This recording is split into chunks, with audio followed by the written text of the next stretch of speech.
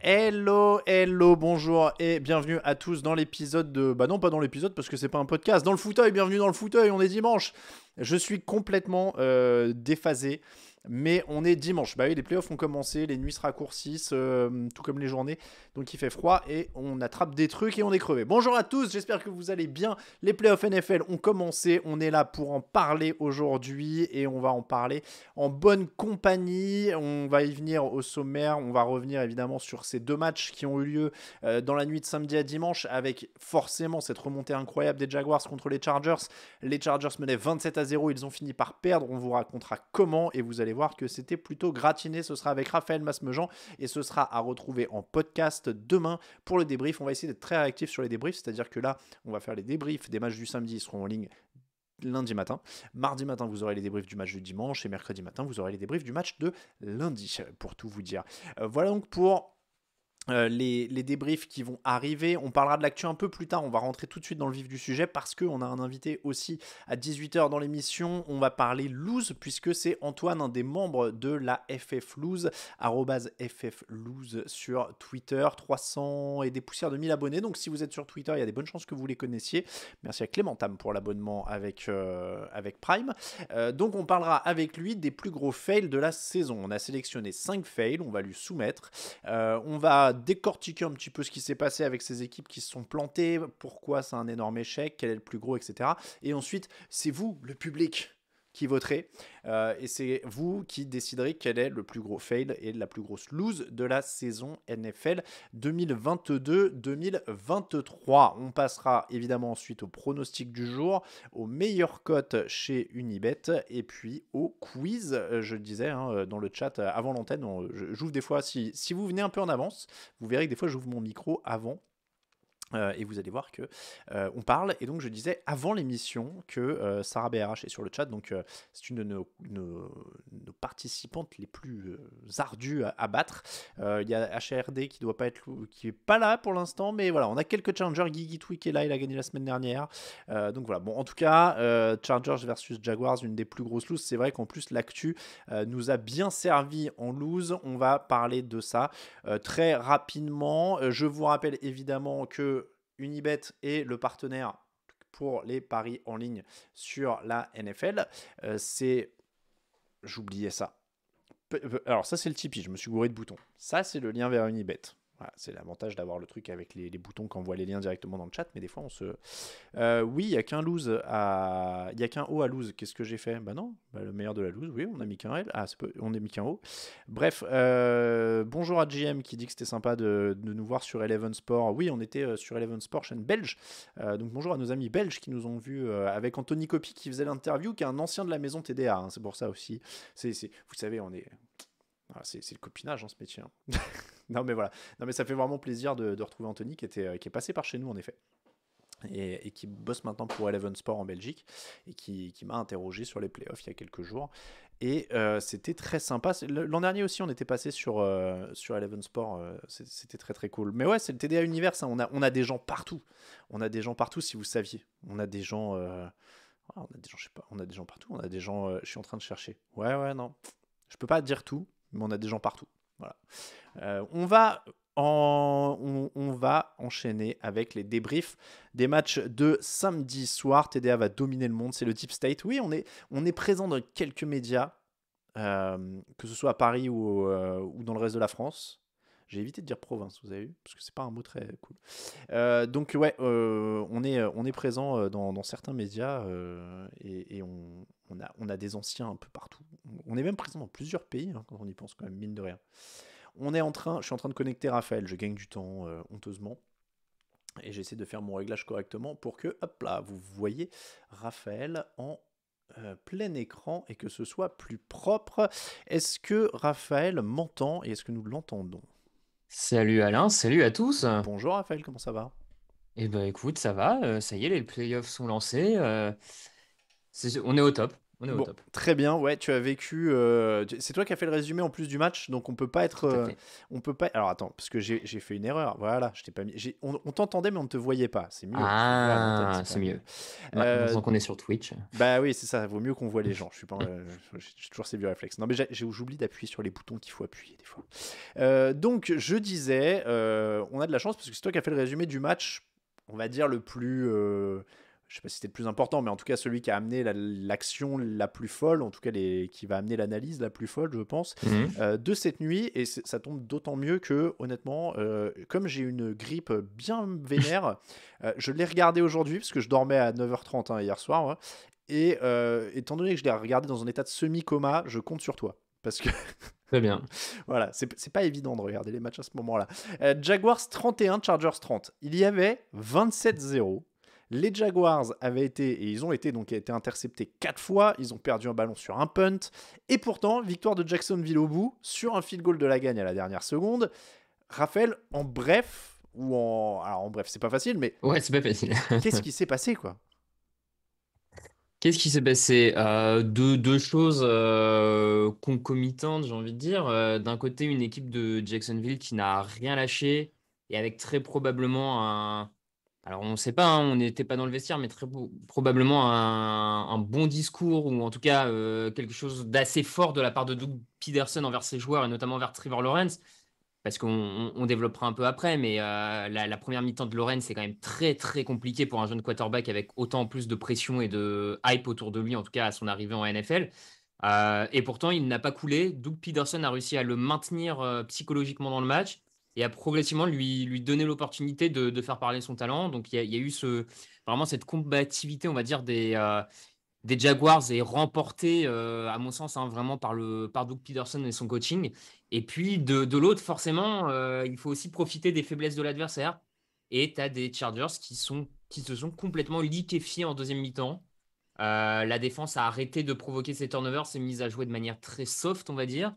L'attaque n'a rien produit et il y a eu un ensemble de mauvaises décisions, on y reviendra, mais d'un peu partout. Et voilà. Alors, il y a un field goal notamment grâce à une conversion à 2 points un peu plus tôt qui est bien aidée elle-même, la conversion à 2 points, par une pénalité.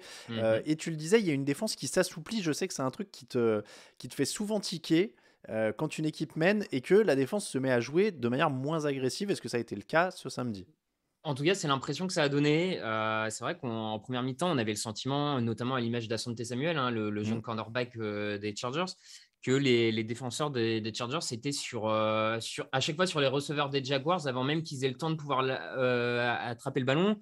Quelquefois, c'était peut-être même à la limite de la passe interférence, mais en tout cas, ils étaient présents.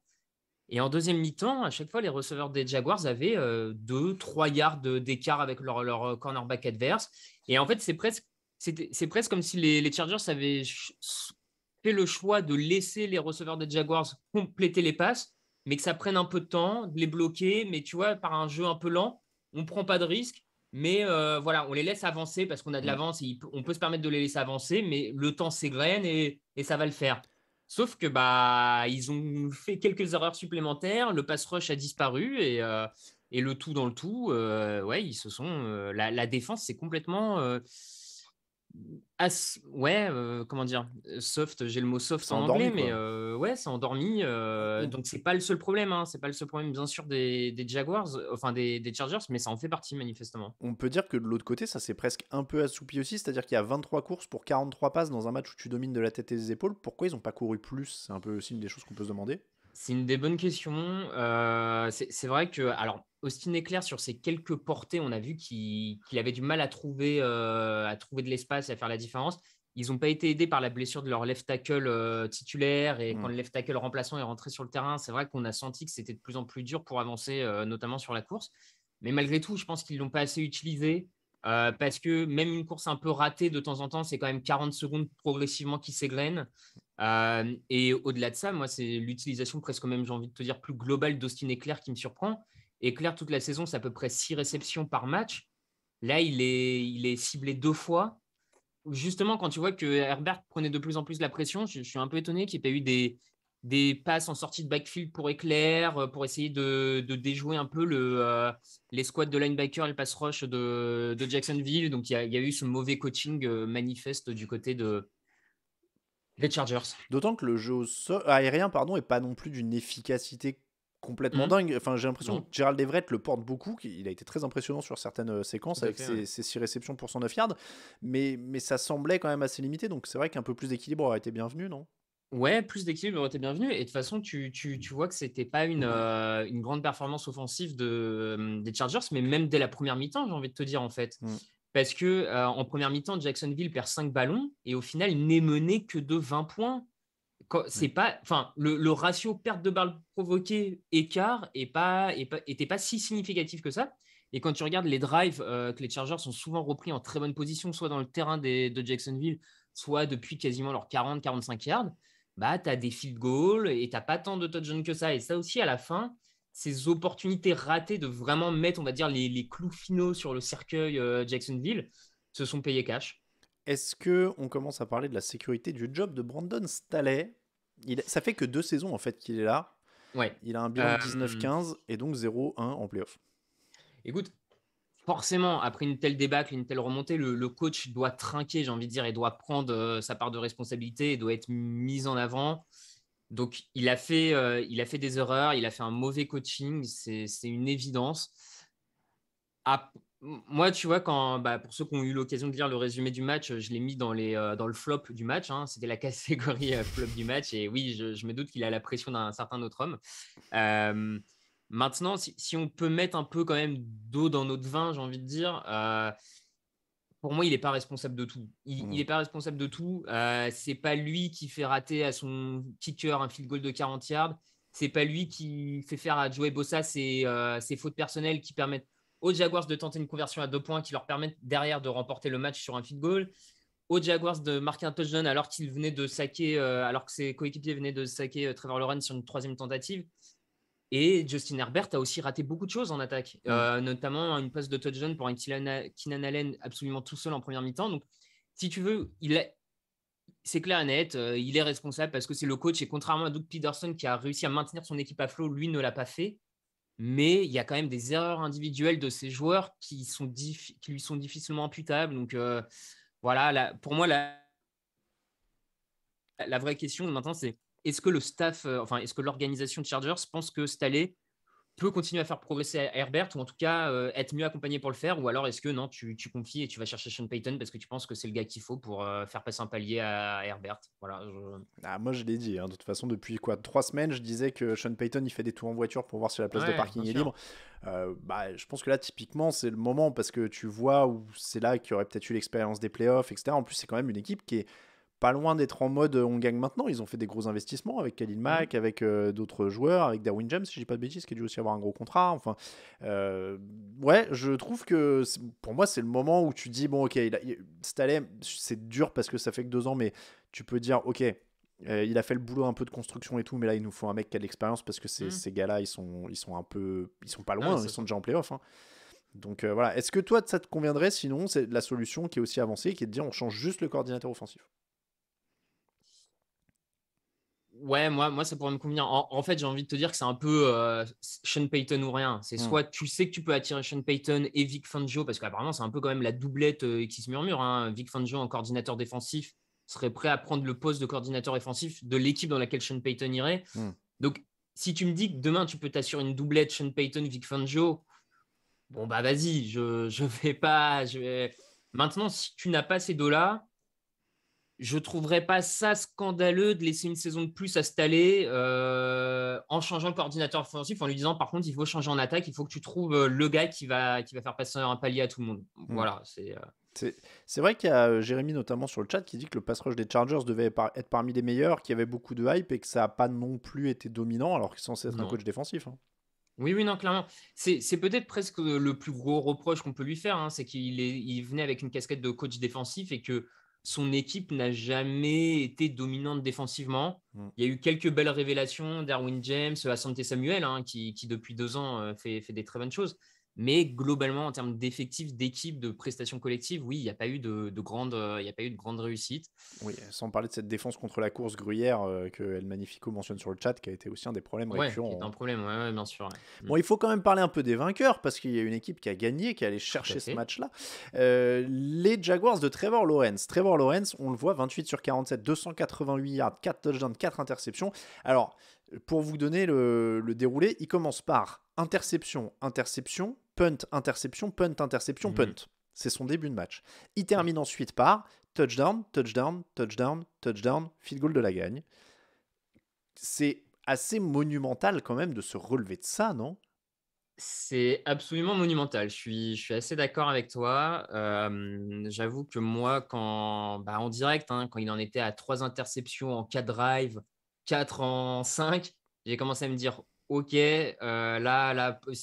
enfin, je vois pas vraiment comment il se relève, quoi. Vraiment, les passes n'étaient pas assurées. Il se faisait avoir par les pièges défensifs, on va dire ça comme ça, des Chargers. C'était compliqué de voir comment il remonte la pente.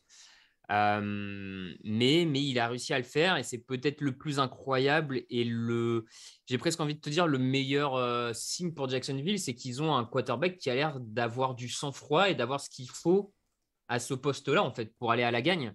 Euh, je- Sur ce qu'il a fait, sur ses lancers, tout ça, ça reste pas le quarterback qui m'impressionne le plus, hein. Je trouve qu'il y a des Hmm. quarterbacks bien plus impressionnants que lui, mais cette capacité à se relever de ça, franchement, c'est assez bluffant pour un joueur de deuxième année. Et avec autant de, comme on disait tout à l'heure, autant de hype autour de lui à son arrivée en NFL, et même de ce que j'ai compris à son arrivée au lycée, à son arrivée à la fac, à son arrivée partout de tout temps. Donc oui, oui, c'est assez impressionnant et ça peut que lui faire de bien, en fait, de ne pas commencer sa carrière en playoff comme ça et Hmm. d'être capable de renverser la table dès le premier match, j'ai envie de dire. Donc, très prometteur pour la suite, ouais. J'ai lancé un petit sondage sur le chat. Qui est allé se coucher à la mi-temps? Vous avez le choix entre moi, non, je suis allé au bout et je dormais déjà avant le. Alors je crois que j'ai tapé, mais il n'y avait pas assez de caractère. Je dormais déjà avant le match. Voilà, c'était match le mot qui manque. Donc voilà, je vous laisse répondre. Mais il y en a peu qui ont l'air de vouloir avouer qu'ils se sont couchés à la mi-temps. C'est mentionné aussi sur le chat et je pense qu'évidemment ils ont raison. Doug Peterson, on le savait audacieux. Le Philly Special au Super Bowl, c'est lui. Là, il y a une belle quatrième tentative de Travis Etienne. Il y a la conversion à 2 points par Trevor Lawrence qui est réussie. Parce que mine de rien, s'il la rate, ils sont à 4 points et c'est pas le même match, hein. Tout à fait. Il y en a qui n'auraient pas osé, même avec la pénalité qui rapprochait. On peut dire que là, pour le coup, il a été à la hauteur en playoff, Raphaël, et Ah qu'il ouais, a été meilleur que son adversaire, notamment, tu le disais, sur cette capacité à avoir une équipe qui a 0,27 et qui reste dans le match, quoi. complètement. C'était déjà un peu, de toute manière, ce qui laissait paraître et ce qui sortait, hein, du côté de Philadelphie quand il a eu ce run au playoff, c'est que beaucoup louaient son intelligence émotionnelle et cette capacité qu'il avait à parler à ses joueurs, à sentir lesquels étaient dans de bonnes dispositions et comment les booster, mais sans le vieux boost de vous êtes les plus forts, on va y arriver, tu vois, un truc un peu plus travaillé que ça quand même. Et c'est vrai que ça a souvent été loué pour Doug Peterson. Et là, c'est clairement ce qui s'est passé. Au-delà de quelques décisions de coaching pur, on va dire, d'intelligence de jeu qui ont été très bien pensées, très bien faites. Et voilà, mais je pense que effectivement, c'est d'abord et avant tout psychologique, là, sa victoire. C'est parce que les Jaguars, j'ai envie de te dire qu'à 27-7 à la mi-temps, après finalement déjà une belle saison, hein, qui ne les voyait Mhm. pas forcément aller en playoff, les mecs auraient presque pu un peu aussi lâcher en se disant ouais, on est quand même arrivé jusque-là, c'était pas si mal, tout le monde ne nous voyait pas aller arriver jusque-là. Et non, non, non, il a réussi à maintenir tout ça à flot. Et en plus, j'ai trouvé que, enfin, là où je les ai trouvés aussi et assez impressionnants, c'est qu'ils se sont pas précipités dans leur remontée. C'est vrai. Ils ont continué à faire des courses, ils ont continué à faire des petits jeux à la passe. C'est pas comme certaines équipes qui ont 15-20 points de retard et puis on demande au quarterback de lancer des bombes de 40-45 yards à tous les snaps en se disant, bon, il y en a bien une qui va passer et puis on va remonter rapidement. Là, ils ont construit des drives, ils Mhm. ont pris leur temps. Alors oui, il y a eu des gros gains, il y a eu des gros gains, mais globalement, ouais, on a senti que Peterson arrivait à leur transmettre une sorte de sérénité, on peut le faire, on se précipite pas, drive par drive en fait, Mhm. drive par drive. Et à partir du moment où ils ont plus perdu un seul ballon, bah il y a plus eu match en fait. Jamais une équipe n'avait gagné en playoff en perdant 5 ballons de plus que l'adversaire. C'était arrivé 26 fois. Évidemment, ça faisait 26 défaites pour les équipes qui avaient perdu 5 ballons de plus que l'adversaire. Parce que les Chargers n'ont perdu aucun ballon sur ce match en plus. Je crois que c'est un des Ouais, trucs les ouais, plus dingues. Au rayon des bonnes pioches, il y a quand même Evan Engram qui fait un énorme match avec cette réception pour 93 yards et un touchdown qui était une signature de l'intersaison. Christian Kirk prend 8 réceptions, 78 yards et un autre touchdown. C'était une signature de l'intersaison. Donc pour le coup, mine de rien, ils ont quand même aussi recruté judicieux. Et puis il y a cette défense, Josh Allen, Trevon Walker, qui aussi a su profiter de la fébrilité adverse dont on parlait. 10 quarterback hits, Raphaël. Tu disais drive par drive pour l'attaque, mais pour la défense, ça a bien marché aussi. Ouais, ça a bien marché. Notamment Josh Allen a fait une vraiment très très bonne impression sur la plupart de ses snaps. Ils l'ont pas mal de fois bougé de position, etc. Enfin, c'était assez performant et très efficace ce qu'ils ont fait. Je te rejoins. En défense, ils ont progressivement mis les barbelés. Alors, je continue à penser qu'ils ont un peu profité de la blessance du left tackle titulaire des Chargers pour se faciliter la tâche, on va dire. Mais bon, c'est comme ça, c'est le cours du match.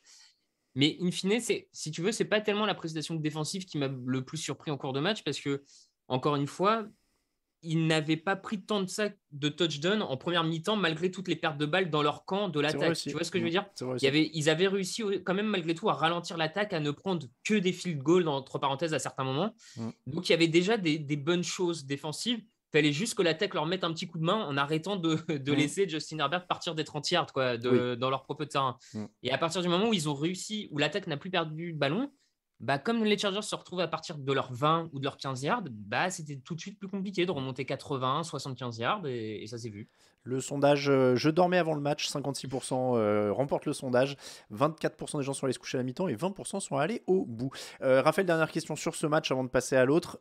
On peut quand même dire que tout est allé dans leur sens, et ce qui est évidemment nécessaire pour gagner un match où tu es mené de 27 points, mais les coups de sifflet, les pénalités, les nerfs et les erreurs bêtes de certains joueurs des Chargers, bon, il fallait aussi que tout aille dans leur sens. Oui, mais tu as besoin, j'ai envie de dire, quand tu es mené de 27 et de 20 points, tu as besoin qu'il y ait quelques actions qui tombent de ton côté et tu peux. Enfin, voilà, tu as besoin aussi d'un peu de chance. Et effectivement, on en reparle, mais la prestation de Joey Bosa, qui est censé être un capitaine défensif, à ce titre-là, par exemple, est absolument catastrophique. Enfin, deux fautes personnelles, un mauvais alignement sur un sac. Enfin, et ça, les Jaguars, ça leur tombe entre les mains, ce genre de comportement qui t'aide. Enfin, tu le provoques pas vraiment, ça te tombe dessus et tu le prends et tu fais avec et tant mieux pour eux. Mais oui, tu as forcément un peu de chance. Mais comme les Chargers, finalement, ont eu des coups de chance qu'ils n'ont pas su bonifier et profiter. Toutes ces pertes de balles auraient dû, à la mi-temps, Los Angeles doit mener 38 points et pas de 20, tu vois. Enfin, Bon, en tout cas, ces Jaguars qui sont tête de série numéro 4, on ne connaît pas leur adversaire au moment où on enregistre. Vous le bah, saurez. Après, si. ils jouent. Ah oui, ouais. Et oui, parce que si Oui, les c'est vrai qu'il y a Ravens encore, ou oui, il les y a encore les Dolphins Ravens, oui. passent, c'est eux qui vont T'as sur les raison. Chiefs. Voilà. Ouais. Mais si vous avez un Bills-Bengals qui semble le plus probable en demi-finale de conf, ça veut dire que les Jaguars iraient sur les Chiefs. Mais du coup, mes excuses, parce qu'effectivement, dans le résumé du match, je me suis un peu emballé pour la suite Ah, en annonçant que Jacksonville allait affronter Kansas City. Je me suis un petit peu bah voilà. emballé, Bon, c'est vrai. bah, Ouais. tu vois, j'étais tellement éclaté que j'ai pas relu. Donc, Mes excuses. Non, mais je sais pas, ça me paraissait évident que la 4 aille à défier la 1 et j'ai oublié que. dans les faits, Voilà. si tout le monde passe comme prévu, on va dire.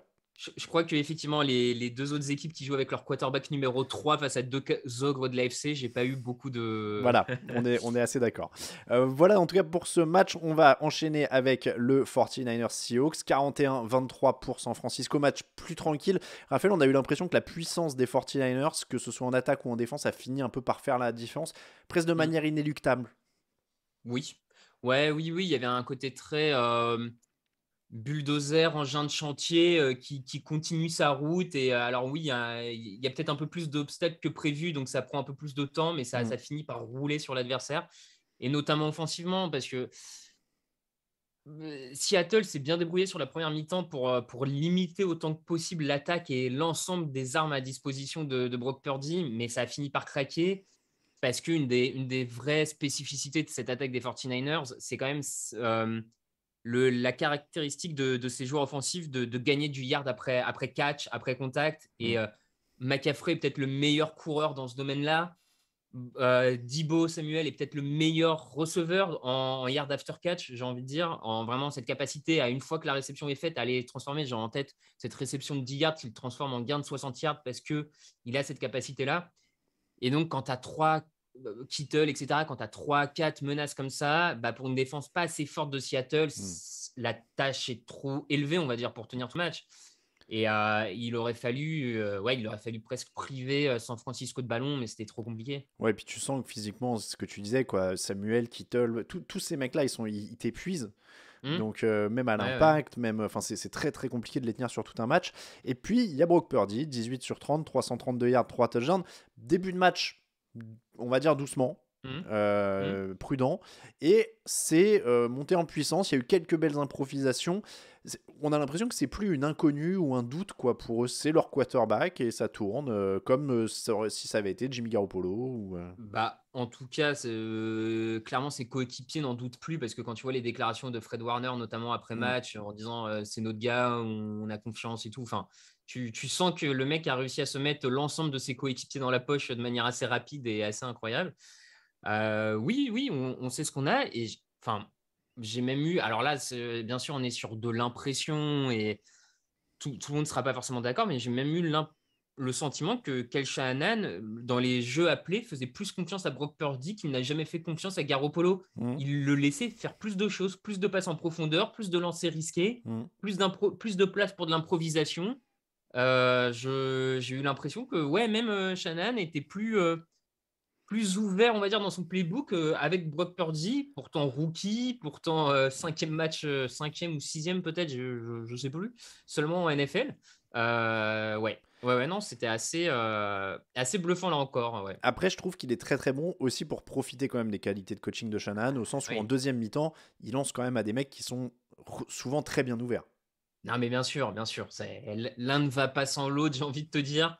Il profite du système Shanahan et de vraiment cette attaque avec beaucoup d'armes capables de faire la différence et d'être ouverte, de cible ouverte. Oui, il en profite maintenant. Il en profite aussi de manière mieux que ne le faisait, Ah oui, c'est je sûr. trouve, Garoppolo, tu vois. Mm. Donc ça c'est aussi à son mérite d'aller encore plus loin. Et la preuve, 324 yards, c'est la deuxième ou troisième meilleure performance en yards gagnés par un quarterback des 49ers en playoff. Mm. C'est pas anodin. C'est pas Mm. anodin que Garoppolo, qui a amené les 49ers au Super Bowl, n'ait jamais fait autant en attaque. Ouais, ça va être intéressant. Je vois que ça s'avance déjà dans le chat sur Purdy doit être numéro un maintenant, etc. On va attendre que la saison se termine pour passer dans ces conclusions-là. Mais clairement, il se passe quelque chose Ouais. d'intéressant du côté de San Francisco parce qu'on rappelle qu'en plus de Garoppolo qui est en fin de Ouais. contrat, donc en vrai, c'est peut-être même pas une question. Tu vois, Garoppolo, il est en fin de contrat et voilà. Il y a Oui, quand même Trey Lance tout à fait. qui revient. Donc, Pour lequel ils avaient vendu beaucoup, bah enfin, ouais, échangé beaucoup de choix pour bah ouais. aller le chercher. Donc, ouais. T'as le troisième choix de la draft il y a 2 ans contre le dernier choix de la dernière draft. Voilà, il va falloir faire un choix, mais en tout cas, ça va être passionnant. Les Seahawks pardon, menaient quand même 17-16 à la mi-temps. C'est pour ça que je disais qu'ils ont été épuisés, qu'on les a eu à l'usure, entre guillemets. Mm, Les Geno Smith, 25 sur 35, 253 yards de touchdown, d'une interception. On parlait de garder sa place. Là, il a, dans la foulée du match, déclaré son amour à cette mm. équipe. Eux ont l'air de vouloir le garder, selon les médias américains, que ce soit franchise tag ou autre. On peut quand même dire qu'en effet, la défense a plutôt fait son boulot dans ce match. L'attaque, pardon, l'attaque. Oui, oui, oui, ouais, parce que la défense, un peu moins, effectivement. L'attaque a globalement bien joué, notamment en première mi-temps. Il y a eu des belles séquences, cette passe pour Metcalf, etc.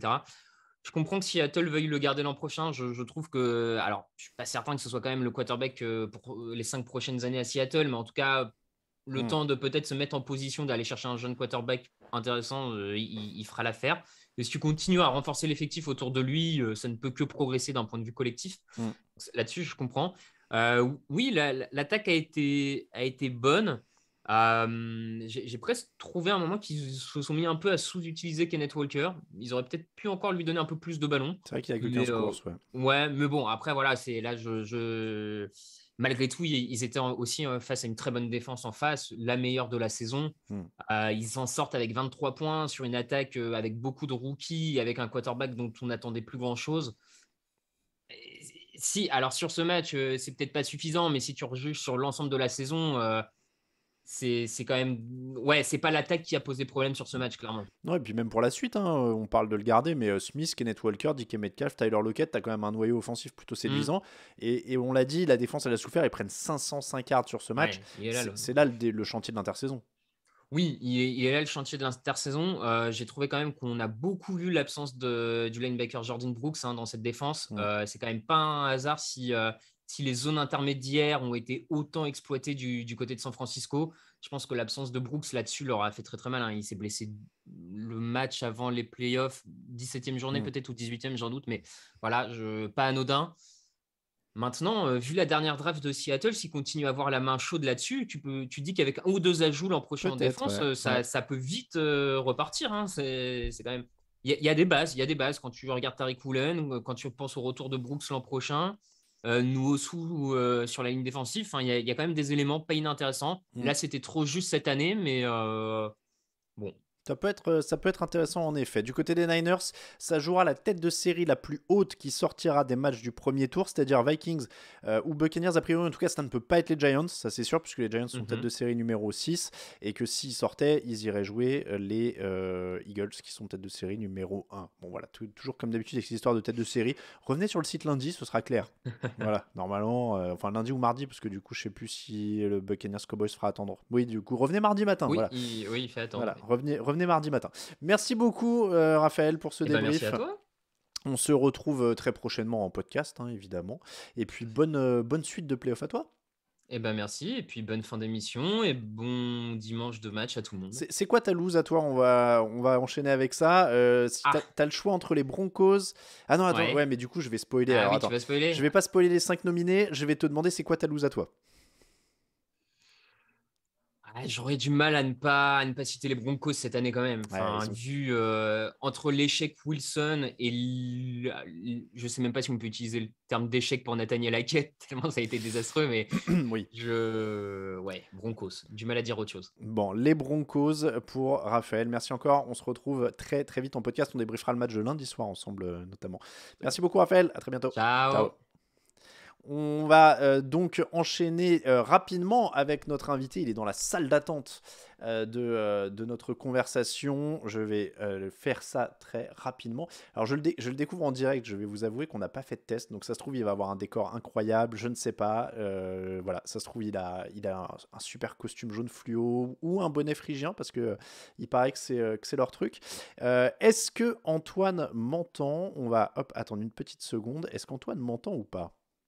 T'entends? Je sais Eh, pas si tu m'entends. eh bien, je t'entends très bien, Antoine. Et Fantastique. regarde, tu es même à l'antenne Incroyable. maintenant. Bonjour, Antoine, comment ça va? Ça va, toi? Eh ben, ça va très bien, merci beaucoup. Antoine, membre donc de la FF Loose. Absolument. 350 000 abonnés sur Twitter depuis quelques jours. Félicitations à vous. Ouais, j'ai fait un beau petit montage pour fêter ça, effectivement. J'ai j'ai vu ça. Ah T'as oui, pas vu? je l'ai On est vu, pas deux. je l'ai pas mis. Attends, je vais le mettre Ah, en voilà. ligne en même temps. Bon, bonjour Antoine. En tout cas, merci beaucoup d'accepter de partager cette émission avec nous parce que vous ne le saviez peut-être pas, mais du côté de la FF Loose, on aime bien le football américain. Alors, forcément, dans le chat, on me demande déjà comment va Alain Philippe. Ah bah, il va très bien. Il est pas passé en playoff, mais il va très bien. Oui, alors, est-ce que tu peux expliquer cette blague qui est quand même un de vos trucs récurrents en fait? Elle a aucun sens en fait. Enfin, on est allé cet été sur un col en Suisse pour regarder le Tour de France. Magnifique.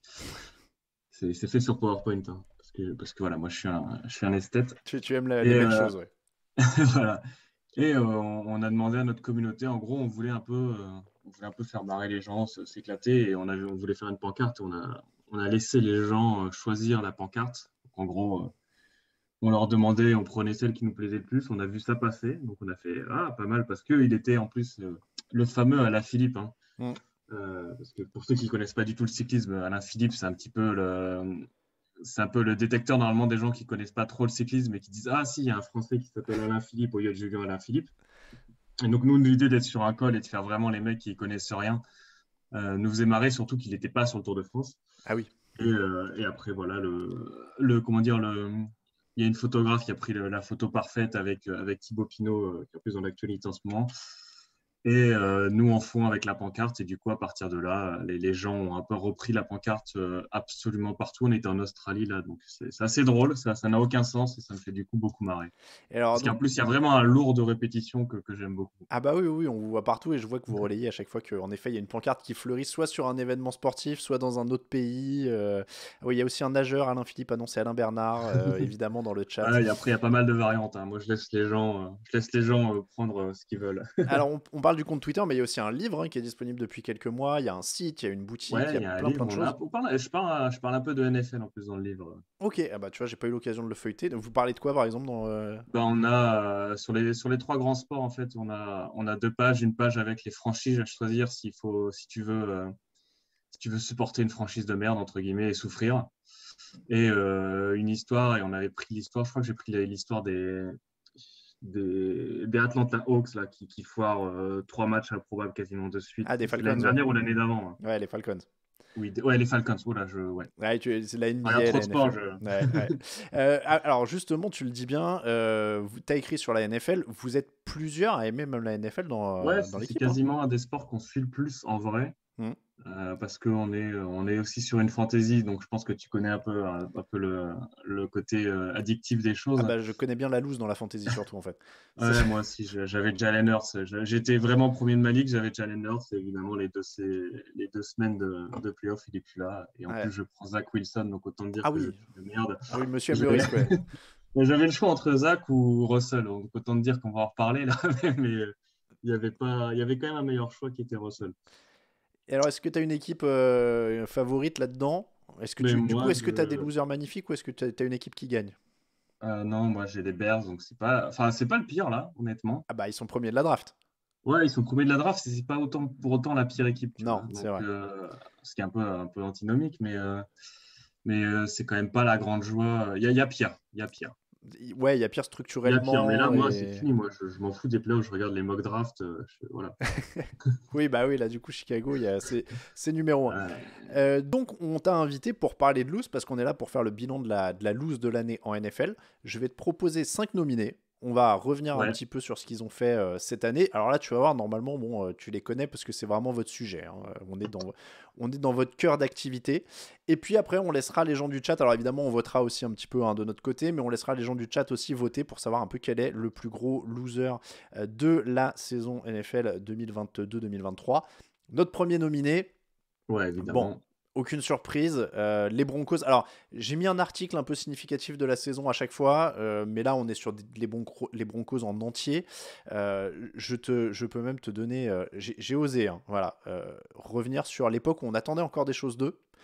C'est-à-dire que là, on est le 1er septembre, on a encore de l'espoir, etc. D'ailleurs, est-ce qu'une bonne lose, il faut avoir de l'espoir d'abord, ou est-ce que c'est. Évidemment, Ah voilà. évidemment. Parce que tu vois, t'as des franchises qui sont juste mauvaises. Tu vois, les Bears en soi, c'est très mauvais cette Hmm. année, mais tu te dis, bon, bah, tu reconstruis sur un.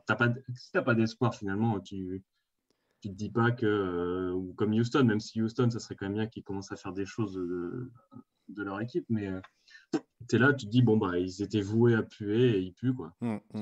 Alors, C'est- Russell Wilson, tu le vois, il avait un beau sourire. Ouais, Il est en plus, on arrivé en à parlait à Denver. Chicago, donc je suis très content.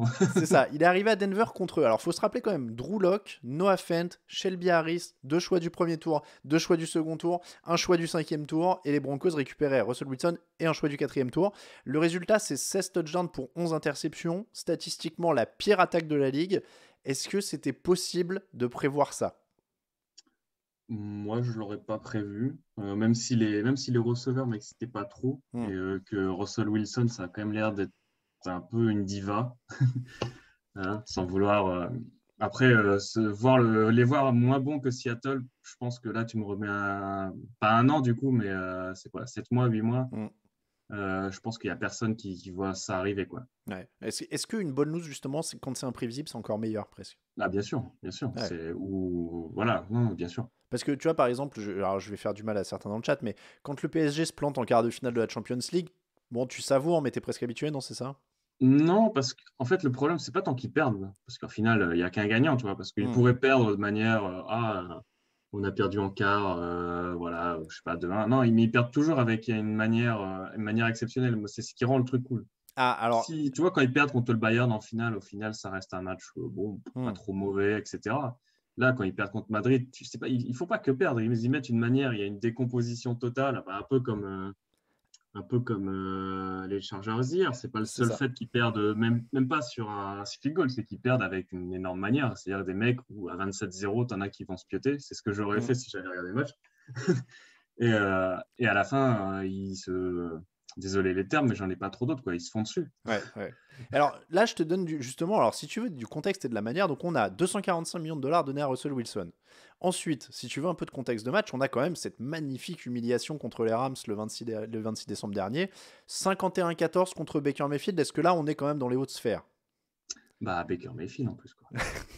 Non, en plus, je veux dire, 51 points contre tes Rams qui te font rien de l'année, c'est chaud, c'est dur. Mais Et après, tu as aussi la défense, du coup, quand même. c'est ça. Il est mauvais en attaque, mais quand même, la défense prend 5. Enfin, peut-être pas 51 pions parce qu'il y a des interceptions, quand même. Mais Ouais, et puis ils craquent vraiment parce qu'ils en ont marre aussi, quoi. Je pense ouais, mais défensivement, tu sens aussi l'équipe. c'est- Je sais pas pourquoi ils ont viré Vic Fangio, personnellement. Parce qu'il n'était pas trop dégueulasse. Il faisait quand même des choses avec Drew Lock. c'est Enfin, il vrai, faisait pas grand-chose, mais je veux c'est dire, vrai. avec Drew Lock. Pour prendre. Je sais pas, j'ai quand même l'impression qu'en NFL, je suis pas trop mauvais sur le fait de me dire, quand je vois des coachs arriver avec un peu de hype, pas la bonne, Mm, du genre Urban Meyer ou Josh McDaniels, peut-être qu'on en reparlera. mm. Euh, je sais pas pourquoi, j'ai l'impression d'être visionnaire et de faire, mais les gars, c'est voué à l'échec ce que vous êtes en train de faire, et souvent c'est voué à l'échec, quoi. Ouais, parce que Nathaniel Hackett, en effet, a bien été viré. Et puis le petit coup de grâce, on va rester un peu moins longtemps sur les autres, mais il y a tellement de choses à dire sur les Broncos que, en plus, tu le disais que Seattle ait gagné plus de matchs et soit en playoff, Geno Smith a battu tous les records de Russell Wilson à Seattle dès sa première saison. Il a été meilleur sur le pourcentage de passes réussies, les yards à la passe, les passes tentées, les passes complétées. Il a battu tous les records de Russell Wilson dès qu'il est arrivé. Donc on a quand même un prétendant. On peut dire que c'est les favoris quand même. C'est mes favoris, Ouais. personnellement. Donc, ouais. Parce que, en plus, voilà, ils ont même pas de choix de draft là l'année prochaine, je veux dire. En C'est plus, ça qui est beau. c'est vrai que leur choix de draft. C'est que leur médiocrité fait que de l'autre côté, bah, ils se gaffent, quoi. Ouais, c'est vrai qu'en plus, leur choix de draft va aller à Seattle. On a un autre prétendant, alors justement là, ça va être peut-être un choix du cœur pour toi, parce que tu en as parlé, il était dans ta fantasy, il arrive, c'est Zach Wilson. Ouais, non, mais enfin, c'est. Alors là, on est sur du grandiose, hein. 6 touchdowns, 7 interceptions, pire évaluation de la ligue. Il était numéro 2 de la draft en 2021. On parlait aussi de style, voir Trevor Lawrence qui gagne en playoff avec une grande remontée. Il les prive de playoff pour toi, les Jets, là? Ouais, ou c'est aussi les Jets. Enfin, pour moi, les Jets, c'est un cimetière à QB. Hmm. Enfin, j'arrive pas à remonter assez loin pour me dire, waouh, c'était quoi c'est quoi, honnêtement, des 10 dernières années, le meilleur QB des Jets? Je suis pas sûr d'avoir une réponse, quoi. Ouais, c'est une bonne question, ça. C'est quoi, Pennington? Allez, Ah, ouais, oui, oui, si on remonte à Chad voilà. Mais je Pennington, pense que ouais. c'est la réponse c'est la réponse à la question, quoi. Alors, Geno Smith. on a Tonton Donc Latrell qui voilà, est moi, un... Ah oui, j'allais dire, on a Tonton Latrell dans le Patrick. chat qui est un spécialiste des Jets. Il nous dit Fitzpatrick pour le meilleur Ouais, quarterback. ouais, j'ai oublié qu'il est passé à peu près partout, C'est vrai. mais voilà, un peu comme les Bears d'ailleurs. Enfin, vraiment un cimetière à QB, quoi. C'est vrai. C'est vrai qu'il y a des équipes comme ça. Donc Alors, quelque part, tu prends un mec deuxième qui est pas prêt, tu le lances, bah voilà, quoi. moi j'avoue, ce que j'aime bien avec Zach Wilson, c'est que il y a l'air d'y avoir la totale. C'est-à-dire que ça a l'air de coller ni dans le vestiaire, ni sur le terrain. Ouais, en plus, il y a des histoires de mère, je sais pas trop quoi, un peu glauque. Alors, j'ai pas bien suivi cette histoire qu'il aurait Moi couché non avec la plus, mère de mais quelqu'un, j'ai mais je vu sais pas ça la mère de passer. qui. Ouais. J'ai vu ça passer. Donc, enfin bref, ouais, ça a l'air d'être un spécimen aussi. Mm. Mais, Et pour moi, en fait, il fait penser un petit peu à des Ryan Leaf, par exemple, qui était un des plus gros buzz de l'histoire, qui était numéro 2 aussi, derrière Peyton Manning, un peu comme lui était derrière Trevor Lawrence, et qui avait aussi ces problèmes de vestiaire-là. Donc je trouve que c'est un beau candidat quand même. En plus, c'est le seul qui se présente de Mhm. manière individuelle. Je spoil, mais après, on a que des équipes. Ouais, et en plus, il y a un côté Bears où ils sont en train de ruiner une défense d'élite, quoi. En plus. En plus. Enfin, pour moi, c'est ça qui est triste, c'est que tu as une défense qui est incroyable et finalement, ils en Alors, font n'importe quoi. Mais si tu veux l'instant Rago, on nous explique sur le chat que il a couché avec la mère de son colocataire, enfin de son collègue de chambrée à la fac, parce qu'il lui avait piqué sa meuf. Ah oui, voilà, d'accord. bon, bah, Son collègue voilà. lui a piqué sa nana à lui, donc il a couché avec sa mère en représailles, quoi.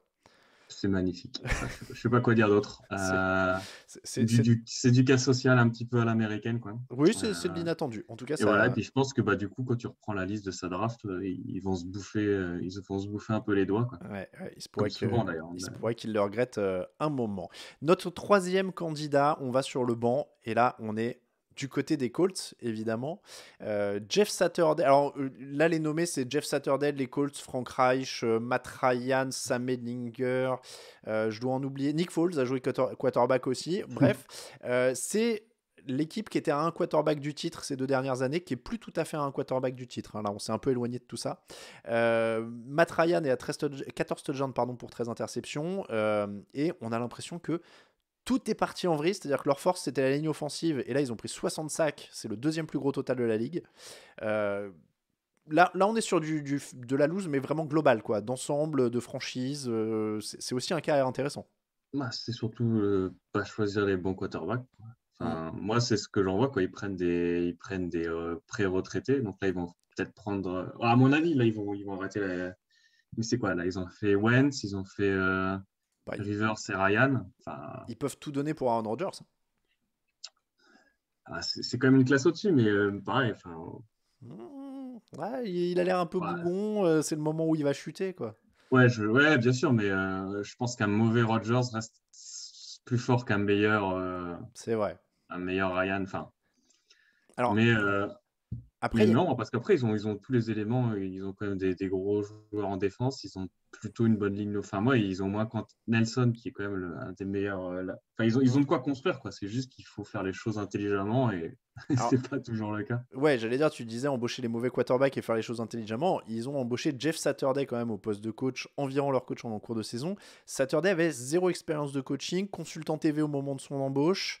J'ai pas trop suivi ça, effectivement. Alors en fait, Jeff Saturday, je pensais que c'était un mec des Colts qu'ils ont promu, mais pas du tout. Non, alors c'est un ancien joueur, donc un Hall of Famer, hein, mais qui était vraiment sur les plateaux télé, quoi, au moment où ils l'ont embauché. Je pensais qu'il faisait partie de l'organisation, d'accord. Ah non, c'est vraiment l'équivalent d'aller chercher, j'allais dire Thierry Henry, mais non, parce qu'il consulte pour la Belgique, mais voilà, d'aller chercher un mec sur un plateau. Laurent Paganelli, tu vois, hop, embauché, coach du PSG. Non mais là, pour le coup, on est dans l'audace quand même en termes de loose, parce qu'il faut l'oser, quoi. Le mec n'a jamais coaché de sa vie, même pas au lycée, rien. Ah ouais, c'est pourquoi pas. C'est quand même pas ça mal. marche, hein, mais bon après mais ouais, non mais je veux dire, c'est pour moi, c'est pas ça. Enfin, au pire ça te permet d'avoir un bon choix de draft.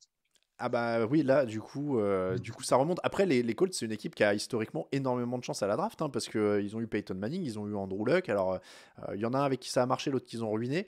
Mais il y a une théorie, je sais pas si vous l'aimez bien avec les Colts pour la FF Loose, mais mon camarade Raphaël qui était là juste avant dit souvent que les Colts, c'est les Browns qui ont eu de la chance à la draft.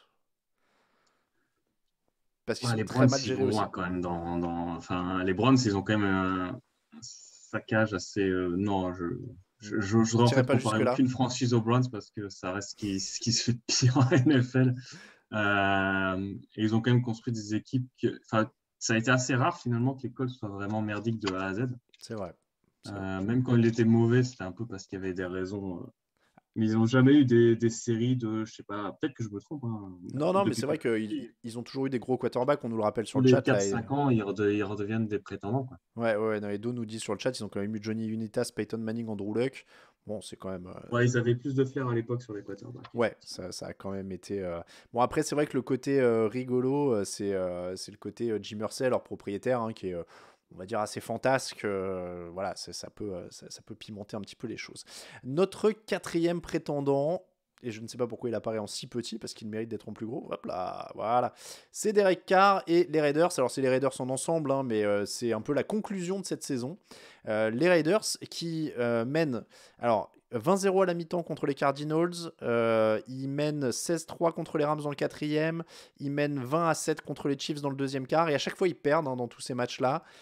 C'était une équipe de playoff l'an dernier. Ils changent de coach. Ils rajoutent quand même Davante Adams, qui est un des meilleurs receveurs de la ligue, si ce n'est le meilleur à ce moment-là. Ça fait 6 victoires, 11 défaites et une équipe en perdition. Là, il y avait de l'attente pour le coup. Hein. Ouais, mais Josh McDaniels. Moi, ça, On sent le connaisseur ça là fait. de. Non, mais dans tous les sports, tu as des mecs, tu sais pas pourquoi ils retrouvent un job, hein, et ils retrouvent un job et sur 7 ans, je crois, ils signent, bah, ils sont grillés, quoi. Et donc Josh McDaniels, c'est vraiment le type de profil là que tu dois affectionner, suivre en fait. Bah, tu sais que, mais après, les Raiders, ils ont une expérience, hein. John Gordon, c'est pareil, je veux dire. Tu prends des mecs qui veulent la lumière, qui font, je sais pas, enfin, Derek Carr, c'est pas non, enfin, tu peux faire quelque chose d'une équipe avec Derek Carr et Davante Adams, quoi. C'est pas, la manière dont ils le sortent, elle est pas jolie non plus. Mhm. Ouais, Ils disent à tout le monde, on va le virer, donc clairement, ils vont le couper, donc tu retrouveras Derek Carr, peut-être au minimum quelque part ailleurs, faire bien mieux. Tu vois, au pire, les Colts se le prennent pour rien, tu vois. ah, Ce que je veux dire, c'est que, et ils pourront pas le virer, parce qu'ils ont dépensé, ils ont dépensé plus de thunes dans les coachs que dans les joueurs. Donc, après mais les le. Raiders, depuis que je suis la NFL, c'est une franchise qui est gérée comme des branques, hein. Enfin, C'est vrai. C'est vrai. Est-ce que McDaniels, justement, c'est un bon truc de la loose qui revient dans tous les sports, c'est le coach qui sait. Tu sais, le mec qui veut montrer qu'il est plus intelligent que toi. ouais, puis, attends, le premier truc, c'est lui qui ramène Tim Thibault. Oui, aux Voilà, Broncos, hein, ouais. enfin, C'est vrai. c'est lui qui draft Thibault. Enfin, voilà, donc tu gères la hype. Après, bon, au pire, tu as une première saison. Après, il fait le truc avec les Colts qui est spécial quand même. Ah oui, il Mais il plante les retrouve Colts, quand ouais, même, c'est vrai. il plante les Colts, il retrouve un job. Et puis, enfin, Ah oui, moi, non, je trouve que voilà, il est quand même. Et après, voilà, t'as une équipe qui a quand même pas mal de talent offensif, hein. hmm. Derek Carr, Jacobs et Adams, même avec. Après, t'as des blessés ou quoi, mais ça doit faire beaucoup mieux que. Ça va faire beaucoup, beaucoup mieux, quoi. Ah bah oui, oui, non, ça fait 6-11 quand tu sais qu'ils sont en playoff l'an dernier. Le pire, c'est que l'an dernier, ils ont quand même hyper bien évité la loose alors qu'ils avaient une saison dramatique. Leur coach est viré pour des mails racistes. Ils ont quand même un Ouais, bien joueur sûr. qui tue quelqu'un en voiture, etc. Ils s'en Ah, sortent. j'avais oublié ce ouais. Ouais, il y a Henry Ruggs quand même hein, qui passe Ouais, par là j'avais la oublié saison ce truc dernière. très glauque, ouais. Donc très très dur. Et là, en fait, tu te dis, bah, ils sont enfin dans des conditions sereines. Et en fait, ça tourne à la cata, quoi. Mais tu prends pas un mec. Regarde, Jacksonville, ils prennent un coach sérieux, ils font une saison sérieuse, quoi. Hmm, c'est vrai. Bon, en tout cas, on est. Euh, donc pour moi, enfin voilà, Derek Carr fait pas partie des. Même si c'est pas le quarterback du siècle, enfin, il fait quoi, 9 saisons? Quand tu fais 9 saisons, normalement, c'est que t'es pas dégueu. Ouais. Et je comprends même pas pourquoi il le saute à la fin, parce que pour moi, le problème est pas. Même, sauf si t'as un mec derrière qui est bien meilleur, mais c'est pas. Non, c'est la méthode McDaniel, c'est-à-dire je vire tous les meilleurs joueurs en disant que je vais avoir la solution, parce qu'il avait fait pareil à Denver, il avait viré Jay Cutler, Brandon Marshall, il avait mis Kyle Orton en quarterback avec Tim Tebow en relais, et puis il a dit laissez voir et vous allez voir, je suis Ouais, mais intelligent quoi. voilà, il y a plein de coachs qui ont fait ça, qui n'ont pas retrouvé parce qu'ils étaient pour une bonne raison, tu vois. Et Mm. derrière. Donc voilà, bon courage aux supporters des Raiders, ça va être dur parce que. Alors, on termine avec un nominé, et alors là, c'est significatif de leur saison aussi, c'est les Rams, parce que mine de rien, là, on parle de déception, c'est quand même le champion en titre. 5 victoires, 12 défaites, en termes de loose, c'est le pire total de défaites pour un champion en titre. Le précédent record, c'était 10 défaites pour les Broncos en 99 après leur doublé, mais il y avait la retraite de John Elway, en fait, à digérer, donc bah, il s'était un peu écroulé, c'était un peu logique. Là, en théorie, au début de l'année, ils repartaient avec le même coach, le même quarterback, Aaron Donald, enfin voilà, ça devait être. Et pourtant, dis-moi si je dis une bêtise, on a quand même senti très vite que ça allait être très long cette année, je trouve. J'ai pas tant suivi que ça, en vrai. Enfin, si, j'ai suivi parce que j'avais drafté Stafford et, et que j'ai vu ses perfs, mais bon, après, une équipe qui a gagné un Super Bowl, pour moi, elle a un peu une. T'as 5 ans où t'as le droit de faire de la merde parce que Hmm. c'est tellement dur d'y aller, et surtout plus en NFL code part, tu peux pas tellement créer de dynastie sauf si c'était les Patriots. Donc, si t'as ton titre, pour moi, t'es un peu sauvé. Après, ouais, le fait qu'il y ait beaucoup de blessures, Allen Robinson qui ne sert pas à grand-chose. Hmm. C'était un peu le drama avec Cam Akers. Hmm. Mais ouais, enfin, tu sens, enfin, ils n'ont pas leur pic, si je ne me trompe pas.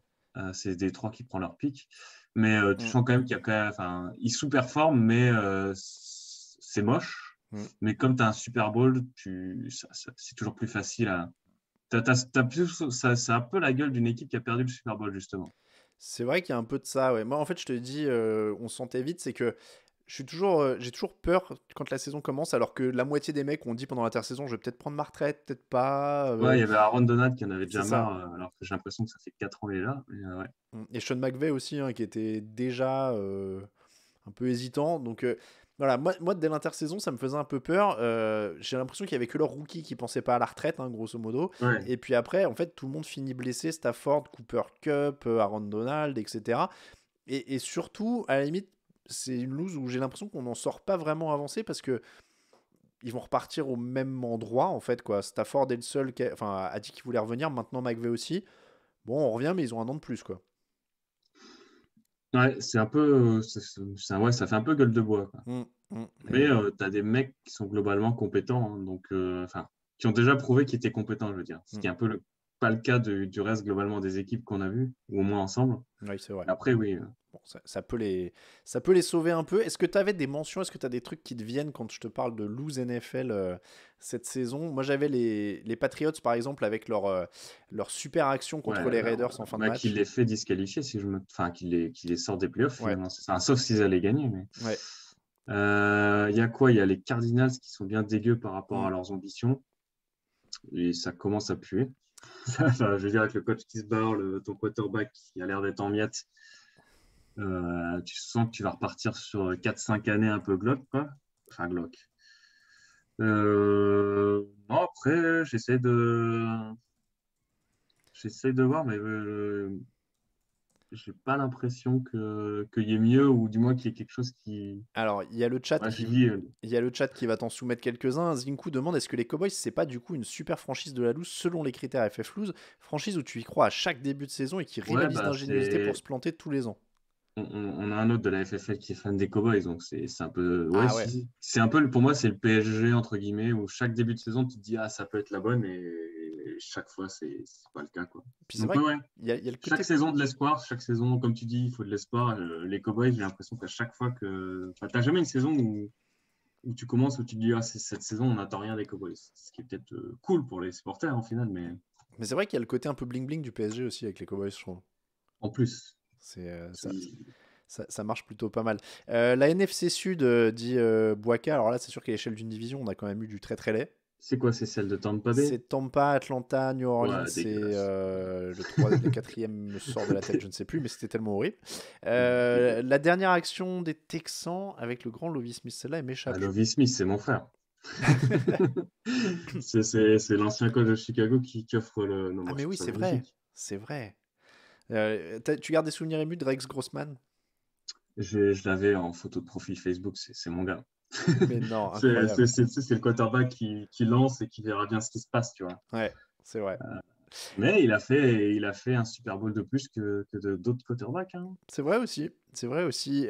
Détroit, c'est vrai que du côté. Alors là, les Lions, ils ont un peu perdu leur étiquette FF Loose cette année. Ouais, ils sont pas en playoff non plus, hein. Enfin, C'est vrai. C'est vrai qu'il y a ce match un peu vendangé contre les Panthers qui, pour le coup, est très FF Loose parce qu'ils battent les Packers 2 fois, mais ouais. ils perdent contre Non, les après, Panthers, quoi. pour une fois, c'est pas une franchise déprimante, ce qui est quand même pour moi un succès pour eux au niveau de la saison, mais ils sont pas en playoff. Ce qui est dommage, c'est qu'ils ils font un début de saison dégueulasse, quoi. Hmm. Je dis beaucoup dégueulasse, je suis désolé, Non, non, j'utilise mais. des mots très bien, mais ils sont. Mais ouais, les Lions, c'est dur. Enfin, je pense que ils doivent faire quoi? Un playoff en 20 ans, là? Deux peut-être, allez. Oui, ça fait un moment, hein. Ça fait un moment. Il y a Hugo qui a une stat qui va te plaire. Rex Grossman a fait autant de Super Bowl que Dan Marino. Et voilà.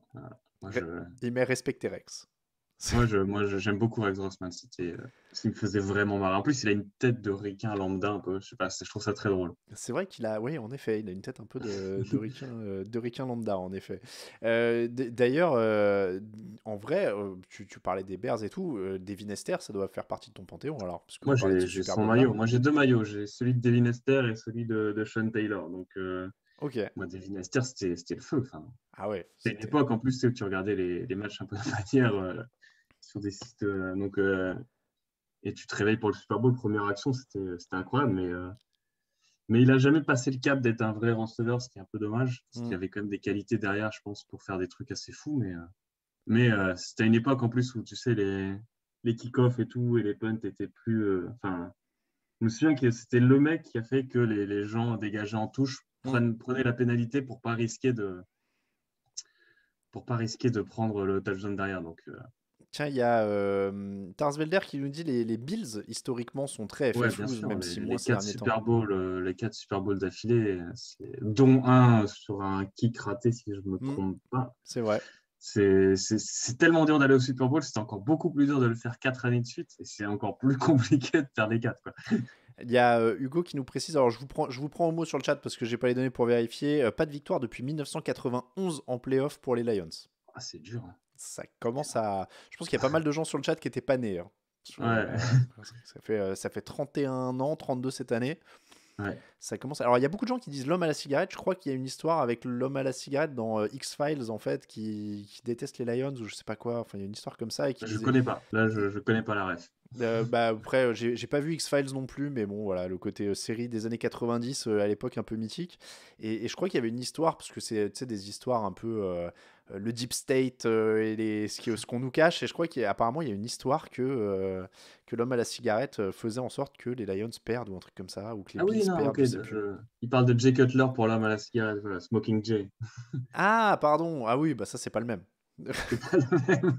Ça, Ah, c'est un pas peu le... moins. ça, Bah, c'est... incroyable, enfin, ça, c'est pas le même, mais c'est une autre légende, Jay Cutler. incroyable, Jay Cutler. Ah oui, des Bears, là c'était du costaud.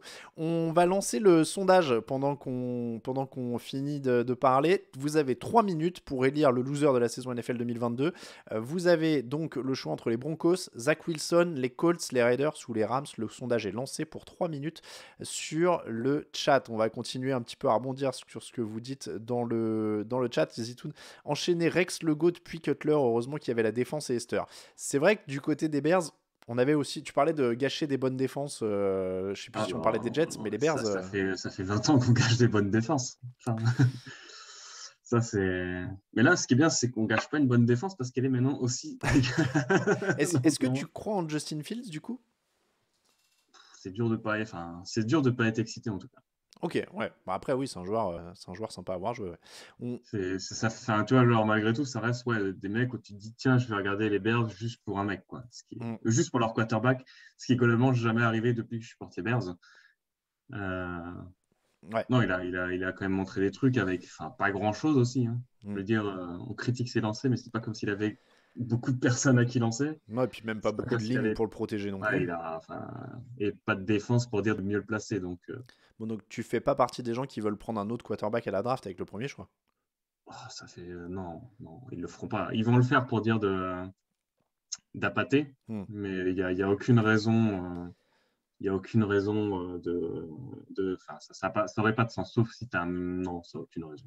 C'est le moment en fait de comment dire d'échanger tout ça pour avoir le plus de choix possible pour reconstruire parce qu'il Oui, y a des besoins quoi. je pense qu'il faut trouver un petit pigeon qui donne enfin, surtout que tu as pas mal d'équipes qui sont en recherche. Tu vois, on parlait tout à l'heure des Colts. Moi, je vois bien les Colts monter.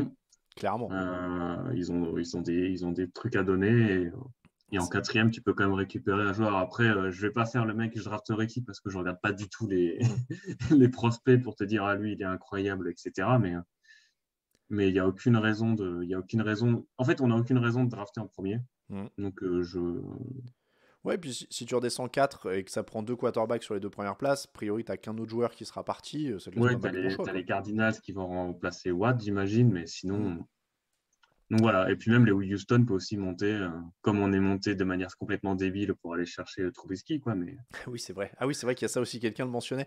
Ah oui, Trubisky, j'ai vu le nom passer, je pensais aux Steelers, mais c'est vrai qu'il est de Chicago, enfin il est de Chicago, il est passé par Chicago à la base. ah oui. bah ouais, on a donné beaucoup pour aller chercher en plus, hein, pour une place. Donc c'était un peu le truc qui fait mal les 4 dernières années. Attends, De toute façon, nous, on est pas mal. Moi, chaque année, là, je revois c'est il y a 4 ans, c'est le double dwank de comment il s'appelle, de Cody Parkey, là, qui ruine en fait la saison, ouais. la saison et même derrière. Là, c'est dur de voir tout ça. Regarde, on parlait de lose, là on est en plein dedans. Je suis allé chercher la liste des quarterbacks des Bears. Donc Trevor Siemian, Nathan Peterman, Nick Foles, Andy Dalton, c'est vrai qu'il s'est passé beaucoup de choses ces dernières années. Trubisky, ouais, mais c'était bien Chase Daniel. finalement. Quand tu regardes les Jets, c'est bien quand même d'avoir un Andy Dalton pour prendre le relais de Justin Fields, tu vois. Bon, tu vois je pense que les Jets auraient été contents d'avoir un mec qui apprend le métier à Zach Wilson plutôt que de laisser. Après, ouais, Trubisky, bah, c'était pas si horrible que ça, fondamentalement. J'ai quand même vu pire. Non, et puis ça va en playoff une fois quand même. Ça va en playoff et c'est pour ça que je te dis, il est à un field goal d'aller en demi, quoi.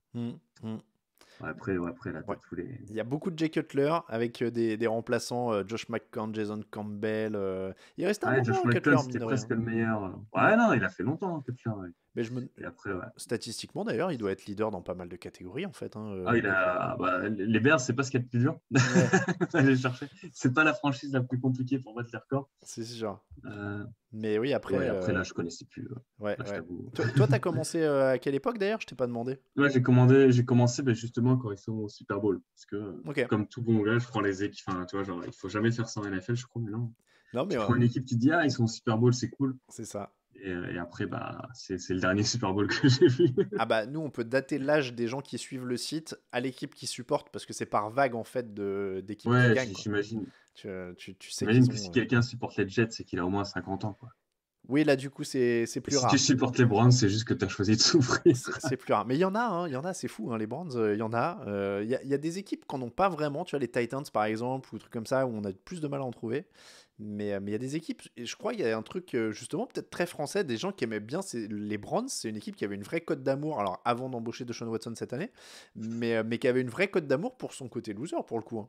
Ah bah, complètement. Même eux, ils avaient fait une fanfare autour de leur stade pour fêter leur 0-16, leur saison en Ah oui, 0-16. c'est vrai. Oh, C'était Moi, je trouvais ça magnifique. Ils avaient fait 0-16 et 1-16. C'était ridicule. Enfin, il n'y avait rien à sauver de cette équipe en plus. Enfin, il n'y a toujours pas grand-chose à sauver d'ailleurs. c'est vrai Euh, aussi. Mais Même à l'époque. dans le genre lose aussi, il y avait les Colts, je veux pas dire de bêtises, qui avaient mis une bannière pour genre finaliste de conférence ou un truc comme ça. J'ai pas suivi. C'était il y a quelques années, hein. Et en fait, ils n'avaient pas gagné le titre, mais ils avaient mis une bannière juste finaliste de conférence, quoi. C'est un truc comme ça. Je trouve ça un peu triste. Même en NBA, quand t'as des équipes qui sont vainqueurs de leur conférence pacifique, les gars, tout le monde s'en fout. Ouais, ouais, ça leur avait valu quelques moqueries. Du côté du chat, le vainqueur, évidemment, sans la moindre surprise, ce sont les Broncos qui ont remporté le sondage. Donc, le plus gros fail de la saison, ce sont les Broncos. J'essaie de chercher les résultats parce que j'ai fermé mon onglet sans faire exprès. Voilà, 71% à voter pour les Broncos. Bon, c'est écrasant. Zach Wilson, 13%, Rams, 8%, Raiders, 5%. Vous êtes hyper sympa avec les Colts parce que seulement 3% de vote pour les Colts. Bon, les Broncos vainqueurs, Antoine, je pense que ça te va si on se quitte Peu de là-dessus. surprise, ça aurait été mon choix aussi. Donc, Bon, je pense que. parce que c'est vraiment l'équipe où tu te dis, je pense pas qu'ils aient beaucoup de flexibilité là. Oui. Euh, ouais, faut pas être quarterback et s'appeler Wilson, quoi. Ils n'ont Non. pas beaucoup de flexibilité. T'as l'impression que l'équipe s'aime pas. C'est aussi un truc. J'ai vu des trucs où ils s'embrouillent. Puis, attends, ça fait quoi? Ben, du coup, depuis Peyton Manning, ils sont pas retournés. Oui, bah oui, depuis Peyton Manning, ils ont eu quelques quarterbacks improbables, un peu des Brock Osweiler, je J'ai sais oublié même ça. plus, Drew Lock qui a tourné là-dedans. Teddy C'est Bridgewater. Osweiler qui veut prendre la place Oui, de oui, oui. Manning à un moment. Ouais, Ouais, il était ouais. déjà dans l'effectif, si je dis pas de bêtises. Oui, il était déjà dans l'effectif quand ils font les deux Super Bowls. Donc ouais, non, c'était. Mais voilà, de toute façon, c'est l'équipe qui doit repartir avec les mêmes gars. Mais ils avaient même drafté Paxton Lynch au premier tour quand même. Ouais, Il faut se je crois que c'est un des seuls qui n'a pas joué pour. Enfin, j'avais lu que c'était un des seuls mecs draftés au premier tour qui n'avait pas joué pour son équipe. Est-ce qu'il a pas. J'avais souvenir qu'il avait peut-être fait un match kata ou un truc comme ça. Mais en tout Je cas, pense ouais. qu'il attend. Je regarderai. Mais je crois qu'il y avait un truc comme ça. Ouais, après, c'est Paxton a joué, possible, bon, hein. bah, je me trompe peut-être. Mais en tout cas, ouais, ils lui ont jamais vraiment donné une. Non. Et c'est quand même dur de zapper. Même Tim Thibault, qui n'était pas quarterback, a pu jouer, quoi. Quel grand moment. Là, on va partir C'était. sur la nostalgie, là. Non, je veux dire, son match de playoff à 3 passes, là, c'est ridicule. Ah là là, C'était horrible. c'était des grands moments. C'était des grands moments. Moi, je me rappelle de la fusion chez ESPN. Il avait ses supporters, il avait des chroniqueurs qui Non, mais étaient en c'était feu à chaque fois ridicule. qu'il faisait un truc. C'était magique, quoi. Enfin, vraiment, genre, si t'as un joueur qui vit que par la hype, c'est lui, quoi. Ouais, ah, ouais, clairement, c'était un truc. Il savait. Ah, 5 matchs Paxton. Moi, j'avais. Ouais, il avait eu Je- un petit passage vite fait, ouais, un petit passage. Bon là, ça commence à nous envoyer des noms de quarterbacks de la loose. Josh Rosen, Johnny Manziel, Jacoby Brissett, c'est Ah, dur. ouais, non, mais Johnny Manziel, on avait oublié ça. Mais. Ah, Johnny Manziel, bah là, oui, on parlait des Browns losers magnifiques. On était quand même Tu plutôt. sais, il suffit juste de faire un check un peu sur qui est le gars pour se dire c'est peut-être pas une bonne idée, ou au moins de pas tenter le pari, hein. Ouais, et puis c'est vrai que là, il y avait une vraie hype, hein. Je me rappelle du soir du premier tour de la draft, Ah non, mais c'était ridicule. Enfin, c'était assez fou. ils savent être ridicules enfin, dans ce domaine-là, de se dire. Enfin, peut-être que je suis un devin mais je veux dire, Johnny Manziel, ça sentait le fiasco à 20 000 km, quoi. Ouais. Ouais, c'était compliqué. Merci beaucoup, Antoine. Merci à toi. On te remercie énormément, en tout cas, d'être venu. Je remets. Bah, je sais pas pourquoi il me demande de tweeter vers vous. J'étais juste en train de montrer Ah le truc. bah, Voilà. Hop. n'hésite pas. Voilà. Antoine, donc, je remets ce superbe montage que tu nous as dit Ouais, sur merci, ça fait PowerPoint plaisir. de la FF Loose. Donc, merci encore de nous avoir. Merci pour l'invitation. Hein. Bah, ça fait très plaisir. Et là, il y a un match dans pas longtemps. Là. Eh J'ai ouais, pas du tout regardé hier, mais je vais 22 peut-être me minutes. poser. Parfait. 22 minutes. Et t'as le temps de faire la petite pause et puis de te mettre en Juste le place. temps d'aller promener. Ah ouais, mais le match, ça va être une boucherie. Donc, Ouais, ce soir, c'est pas les deux plus excitants. désolé, désolé pour les fans des Dolphins. Mais... Ouais, ce soir, c'est pas forcément les plus équilibrés qui sont au programme. Mais bon, on sait jamais. C'est le. Ouais, mais c'est- comme Tyreek Hill m'a sauvé ma fantaisie, c'est... Bon, merci encore en tout cas, Antoine. Du côté Merci à toi. de la FF Loose, on rappelle une équipe dédiée à la loose dans le sport français, Absolument. évidemment. On Et il y en a en NFL. C'est quoi les Et grands. pas que, c'est-à-dire. Ouais, j'allais dire, c'est quoi les grandes looses du coup du sport français à suivre là dans les semaines à venir pour vous? C'est quoi votre actu? Bon, il va y avoir. Bah là, il y a Lyon qui fait fort en ce moment. Mhm. On est beaucoup foot. Après, on est aussi ce que suivent les gens. Ah, t'as va l'Open avoir d'Australie, non? l'Open d'Australie, absolument. Mhm. Après, ce qui est bien avec le tennis, c'est que c'est pas comme la NFL, ça s'arrête jamais le tennis. Ouais, c'est vrai. Donc, il y a toujours. Tu vas avoir la Ligue des Champions, évidemment, avec l'élimination annuelle du PSG. Et puis après, tu auras le mondial de rugby fin d'année, quoi, qui est à domicile, donc ce sera aussi un grand moment, quoi. Bon, bah, plein de bonnes choses. Merci encore, Antoine, en tout Merci à cas. toi. Merci à toi et à toute l'équipe. Et on vous retrouve très bientôt pour plein de moments de loose française. Ciao, ciao, Antoine. Super. Bonne continuation. Merci, bon Au revoir. Ciao. On va terminer cette émission avec les meilleurs moments avec les meilleurs moments, avec ce qui nous attend dans les matchs de ce soir. On va parler évidemment des pronostics. Il y a 3 rencontres au programme ce soir en NFL. Je vais revenir. J'ai pas les pronostics en fait. J'étais en train de chercher les pronos de l'équipe. Alors vous allez voir parce que j'aime bien les pronos de cette semaine parce qu'ils ont bien commencé. On va venir là-dessus. Hop, le web et la fenêtre, elle est là. Oui, le calendrier est parti. Alors, je tiens à préciser, je ne vais pas montrer dans ce sens-là. Regardez, ils sont sur mon bureau. Donc, il y a des trucs qui sont partis. Oui, les calendriers et tout ça partent. C'est vrai que j'ai oublié de vous montrer les calendriers. On a reçu, c'est juste qu'ils n'avaient pas été réimprimés. Donc, il fallait que j'attende de les avoir pour les envoyer. Mais ils vont partir. Il y en a qui sont déjà partis. Après, j'en appelle aussi à votre indulgence. Hein. Je ne suis pas Amazon. Donc, des fois, les trucs, ils mettent quelques jours pour partir, voire une semaine. Voilà, on fait au plus vite. Mais c'est moi qui les envoie de mes blanches mains. Je connais toutes vos adresses. Donc, me cherchez pas, sinon je connais votre adresse. Non, je déconne. Non, mais voilà. Donc, les calendriers partent. Là, j'en ai 2 sur le bureau, mais tout ce qui était de la semaine dernière est parti en fin de semaine. Donc voilà, je vais faire un sacré score au prono. Alors, je l'espère bien, partons sur les pronostics de la semaine et regardez-moi ça comme c'est magnifique. Les Jaguars, mais oui, mais ces gens parient sur les Chargers, mais enfin. Donc les Jaguars, c'était bon pour moi, les 49ers aussi. Bills Dolphins ce soir. Alors je peux vous mettre la page calendrier du site d'ailleurs. Regardez, hop. Le calendrier de ce soir, c'est vachement bien, c'est clair, c'est limpide la page calendrier du site. Donc Bills Dolphins, tête de série numéro 2 et 7, Pat Tua Tagovailoa, Skylar Thompson, Skylar Thompson. Skylar Thompson, donc titulaire pour les Dolphins, ça sent évidemment pas bon du tout pour Miami.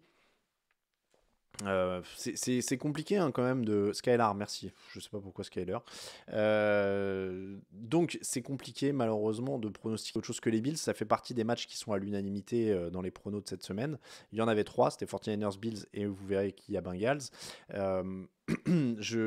Voilà, comment vous voulez imaginer que Skylar Thompson, avec le match qu'ils ont fait la semaine dernière, qui était contre les Jets, où ils gagnent, je sais plus, en mettant une douzaine de points, qui était assez compliqué, même avec comment dire, Tua Tagovailoa, ils étaient déjà pas favoris, donc là sans Tua Tagovailoa, bon bah c'est un Bills à l'unanimité, ça me semble pas hyper surprenant.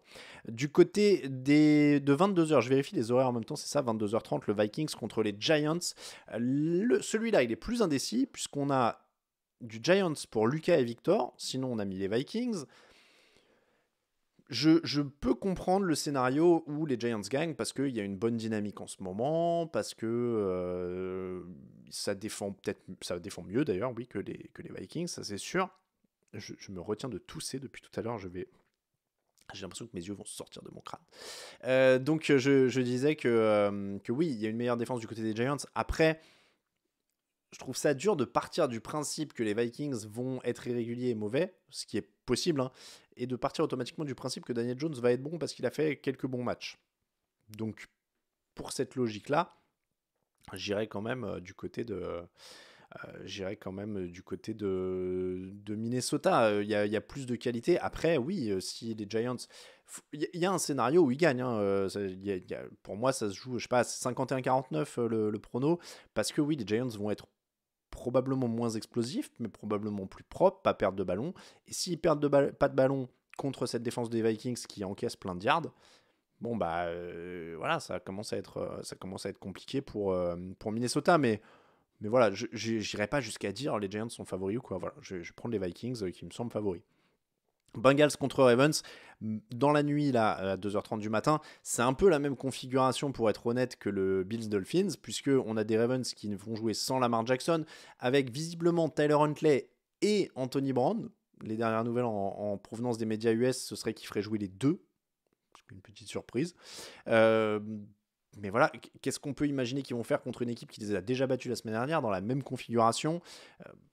Bon, c'est une équipe qui carbure plus, qui leur a roulé dessus pendant une mi-temps et qui a après levé le pied. Bon, voilà, je serais plus Bengals à ce niveau-là. Ça me semble quand même assez évident. Et Lamar Jackson, on rappelle évidemment qu'il est blessé au genou. Et que voilà, il avait une entorse du genou et ça, il faut du temps pour que ça se remette. Je pense vraiment pas que ce soit lié à son contrat, aux négociations, etc. Je pense qu'il a une grosse entorse du genou et c'est compliqué de courir quand on a une grosse entorse du genou ligamentaire. On termine avec le Buccaneers Cowboys qui aura donc lieu dans la nuit de lundi à mardi parce qu'il y a un Monday Night Football en playoff depuis l'an dernier. On va pas mentir, ça nous arrange pas. Moi, je préférais quand c'était 3-3 les matchs là. Le 2-3-1, c'est un peu épuisant quand t'es en France. Je veux dire, même pour moi je suis payé pour, c'est pas le problème, mais je pense pour vous auditeurs, pour les gens qui veulent regarder des matchs, c'est pas facile de s'envoyer un match à 2h du mat dans la nuit du lundi au mardi, quoi. Alors évidemment, pas vous cacher que la NFL probablement s'en fiche un peu parce que l'Europe, pour eux, je suis pas sûr que ça soit leur grande préoccupation et que c'est surtout les audiences du lundi soir qui les intéressent, hein. Mais voilà, c'est dommage, quoi. Je trouve ça dommage d'avoir un match de plus au milieu de la nuit alors que avant les playoffs, t'avais voilà, 19, 22 et 2h, 2 jours de suite. Le premier tour, bon, tu pouvais voir un peu venir, quoi. Donc je disais le Buccaneers et puis t'avais... Attends, une fois qu'ils ont enlevé les têtes de série... Mais non, mais c'est ça, c'était 22h, 2h le samedi, et c'était 19 et 22h le dimanche, parce qu'il n'y avait que 4 matchs au premier tour, quand il y avait 2 équipes qui avaient une semaine de repos.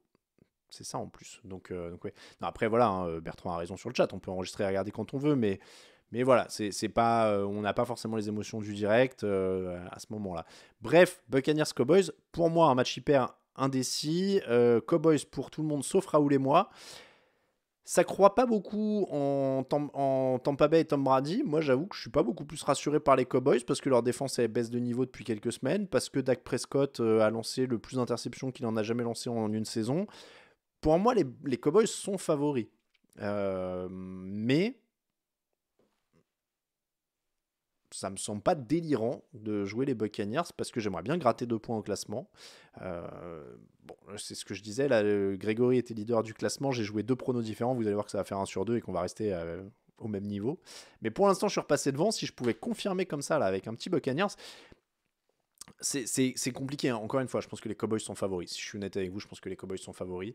Parce que, encore une fois, il y a une défense qui a montré des plus grosses choses, qui a montré des plus hauts, une attaque qui a aussi montré des plus hauts. Donc voilà, Dallas est favori. Mais il ne faut jamais exclure que Dallas s'écroule en playoff, que Mike McCarthy fasse des erreurs en playoff. Que non, on parlait de lose là avec Antoine il y a quelques minutes. Bah, il y a du potentiel là quand même, hein. Il y a du potentiel en termes de lose. On va en tout cas voir ce qui se passe sur ces pronos. Avant le quiz, on va aller du côté des pronostics chez notre partenaire Unibet. Et on va regarder les cotes. Alors forcément, il y a moins de matchs cette semaine. Les Dolphins sont à 6,40. Wow, bah oui, forcément, Skylar Thompson. Hein. Les Giants sont à 2,17. Les Ravens sont à 4 parce que forcément, ils ne sont pas favoris. Moi, je l'ai dit, j'aime bien les Buccaneers. Ça me tente. J'aime bien les Vikings à 1,61. Pourquoi j'arrive pas à cliquer? Ah, j'ai un petit bug. Ah, voilà. J'arrive pas à cliquer. Et puis les Bengals à 1,20 si on veut vraiment faire un combiné à 3. Voilà. Pourquoi ça scrolle pas? Ah, voilà. Vikings, Buccaneers et Bengals. Les Bengals à 1,20. Ils sont favoris logiques. Les Vikings donc à 1,61 contre les Giants et les Buccaneers à 2,05 en outsider. 5 € misés, 19,80 € de gain potentiel. Skylar is the limit. Ouais, Skylar is the limit. C'est Bills Dolphins, du coup, le premier match. Il faut regarder surtout là du côté des marqueurs de touchdown, hein, parce que c'est pas la cote des Dolphins qu'il faut. Enfin, après, si vous êtes là, c'est vraiment de l'argent où vous vous dites je vais le mettre par la fenêtre parce que. Les Dolphins à 7,20 contre les Bills avec Skylar Thompson. Gabe Davis, alors moi je mettrais pas de l'argent dessus parce qu'il m'a quasiment coûté ma saison fantasy, mais voilà, hein, chacun ses choix. Tyreek Hill, non, les marqueurs de touchdown du côté de Miami, à mon avis, on oublie, hein, c'est pas sûr. Non, mais c'était Devin Singletary, si c'est un match où il mène pas mal, ça peut être pas mal. James Cook, Dawson Knox, pas mal aussi. On l'a rajouté au combiné, tiens. Voilà, on peut rajouter Devin Singletary à 2,30 au combiné. Ça fait 45,55 € si on rajoute ça aux 3 matchs. Donc c'est pas mal. Voilà, 2,30 pour Devin Singletary qu'on peut éventuellement ajouter au combiné. C'était avec Unibet, évidemment, notre partenaire pour les paris en ligne. Je vous rappelle que le lien est dans le chat et je vous rappelle évidemment qu'on joue de manière raisonnable, on se fixe des limites, on considère que voilà, on se fait sa petite cagnotte, c'est perdu et on joue avec ça et si c'est perdu, c'est fini. On en parle du mec qui a misé 1,4 million hier quand les Chargers gagnaient 27-0 pour un gain potentiel de 11 000 $. Non, 11 000 $, c'est une belle lose. Ah, il a misé sur les Chargers parce qu'il menait 27-0.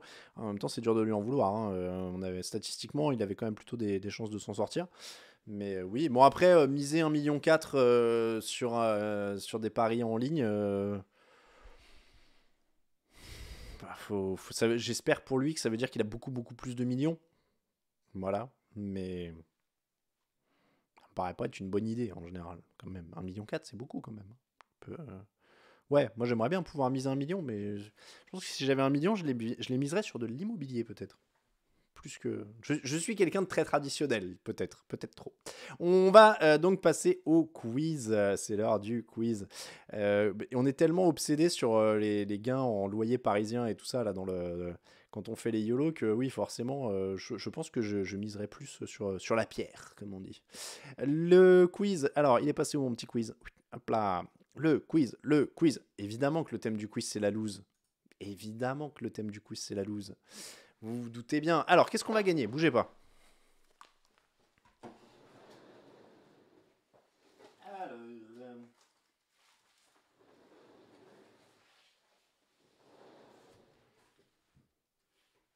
Mais je peux parler en fait. Je me dis, j'ai pas mon casque, je peux pas parler. Mais en fait, si, je peux parler sans mon casque. De toute façon, mon casque ne me sert. Il faut savoir que là, mon casque ne me sert vraiment à rien. C'est-à-dire qu'il me sert qu'à entendre les invités. Donc là, je pourrais l'enlever en fait. Mais je l'aime bien, ça me rappelle la radio. Calendrier 2023, touchdown actu. Du coup, j'en ai une vingtaine encore. Hein, si vous voulez en acheter un sur Tipeee, en tout cas, ils sont vraiment bien.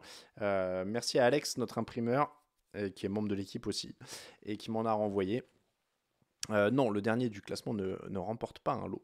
Le casque sert à tenir les oreilles au chaud. Alors, véridique, en vrai, j'aime pas trop avoir chaud avec les casques. En effet, c'est pour ça que je mets qu'une oreille souvent parce que j'ai trop chaud. Le quiz, on va le lancer pour qu'il me montre les règles et que je sois sûr que tout s'affiche bien à l'écran. Voilà, c'est nul, c'est le thème du quiz. Je vais tousser, donc je vais couper mon micro. Quel professionnalisme. Le quiz, donc je disais. Hop, on le voit, je vais mettre mon petit module de gestion du quiz. Et on est parti sur le quiz. Alors, je vais essayer de pas spoiler la réponse comme j'ai fait la semaine dernière, parce que j'ai balancé la réponse en même temps que la question, parce que j'ai des notes avec la truc. Bon, bref, c'est parti pour le quiz. Question numéro 1. Non, on répondra pas Brands à chaque question. Je crois même pas qu'il y a les... Je sais pas s'ils y sont. Quelle équipe a marqué le moins de points en moyenne lors de la saison régulière? Quelle équipe a marqué le moins de points en moyenne pendant la saison régulière? Colts, Rams, Texans, Broncos. Ne misez pas sur le fait qu'Alain ne connaisse pas l'adresse du vainqueur. Ah oui, alors je rappelle, faut lier son compte à QuizKit, tout ça, j'ai oublié de le dire. Mais on est un peu en retard. Je viens de me mettre de la flotte sur les lunettes. Attention, on ne spoil pas dans le chat. Je kick, je kick et je banne hein, si on spoil, si on met la réponse dans le chat. Dans le chat, je peux plus arriver. On montre la réponse. La réponse, ce sont les Broncos, 73 bonnes réponses. Ils n'ont marqué que 16,9 points par match, les Broncos, cette saison. Et on ne spoil pas dans le chat. La prochaine fois, je kick ban. Là, vous avez de la chance. Je suis en train de remettre mes lunettes et j'ai pas la main sur le chat. Question suivante. Je me dépêche parce qu'on est un peu à la bourre. Quel quarterback était titulaire pour le dernier match de la saison des Cardinals? Là, on est sur de la belle loose. Tracy McSorley, David Blow, Kyler Murray ou Colt McCoy, qui était le titulaire des Cardinals pour le dernier match de la saison. On parle de la saison 2022, toujours un joueur dans le chat, ça demande cette année ou dans l'histoire. On parle de cette année. Cette saison. C'est la loose de la saison. Allez, on va voir qui était le quarterback titulaire des Cardinals pour le dernier match de la saison. McSorley, Blow, Murray ou McCoy. Et on montre la réponse. C'était David Blow, bien joué aux 63 qui ont trouvé la bonne réponse. Tracy McSorley, il est rentré en jeu, mais il n'était pas titulaire. Il est rentré en jeu parce qu'il se faisait démolir, bien évidemment. Question suivante. Quel quarterback titulaire a terminé avec une évaluation de 72,8, la pire évaluation de toute la saison NFL? Zach Wilson, Davis Mills, Justin Fields ou Carson Wentz? Qui avait la pire évaluation cette saison au poste de quarterback en NFL? 72,8. Wilson, Mills, Fields ou Wentz? Il reste 3 secondes visiblement pour répondre. Dur, celle-là, on peut mettre plusieurs réponses. Non, il n'y en a qu'un. Il n'y a qu'un seul roi de la loose.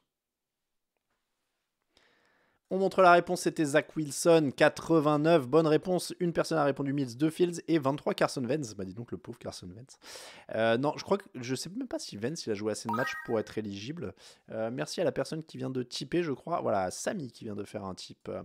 La question numéro 4.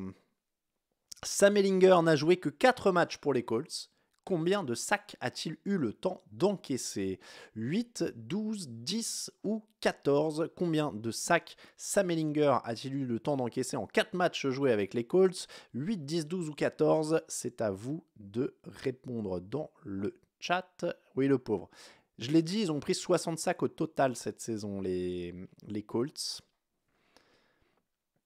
Et donc, il en a pris un paquet, le pauvre.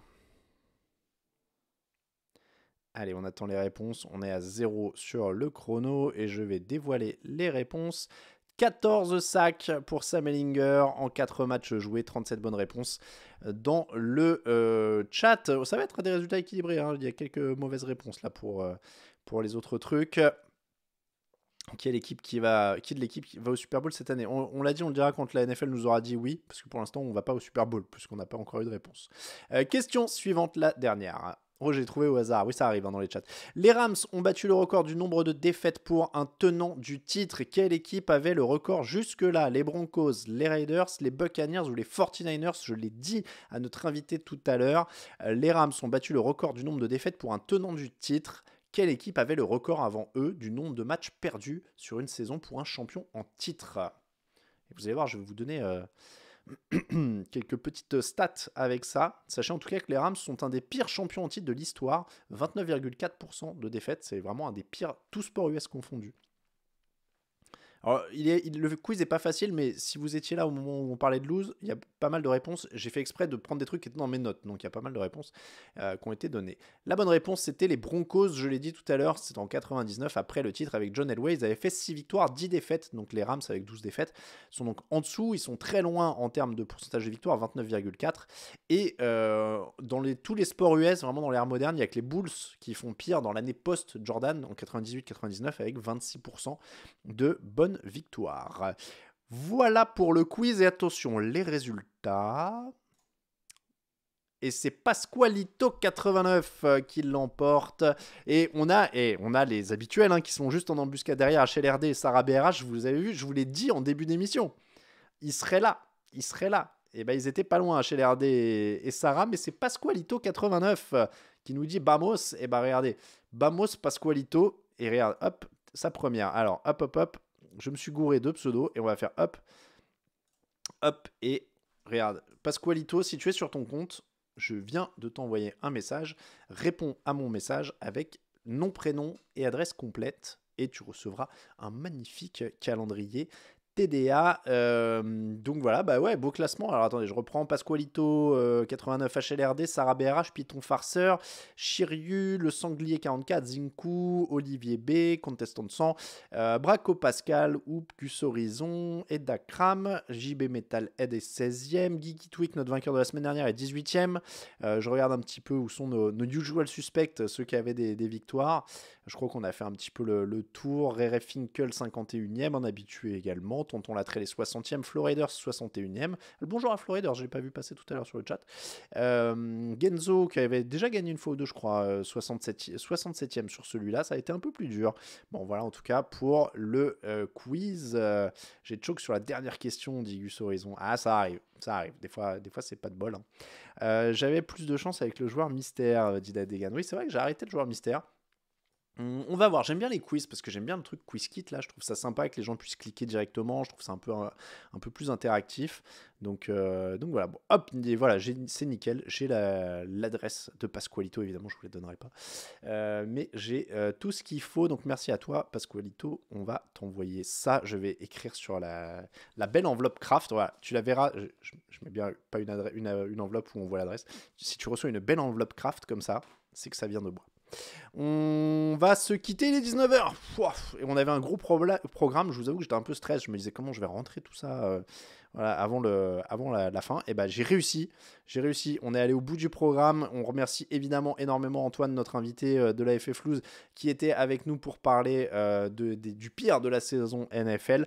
Et puis on vous souhaite de très bons matchs à tous. On se retrouve très vite en podcast, je vous l'ai dit, avec les morceaux de l'émission d'aujourd'hui qui sont en podcast. Mais ensuite, tous les débriefs, on va les mettre le plus vite possible. Vous aurez des podcasts lundi, donc ce qu'on vient de faire là, ce sera lundi matin, mais ensuite mardi, mercredi matin, jeudi matin, comme d'habitude, mais plein de podcasts. Je vous remets les liens d'ailleurs très rapidement. N'oubliez pas de vous abonner à tous ces trucs-là. Oui, je vais peut-être aller au lit, moi.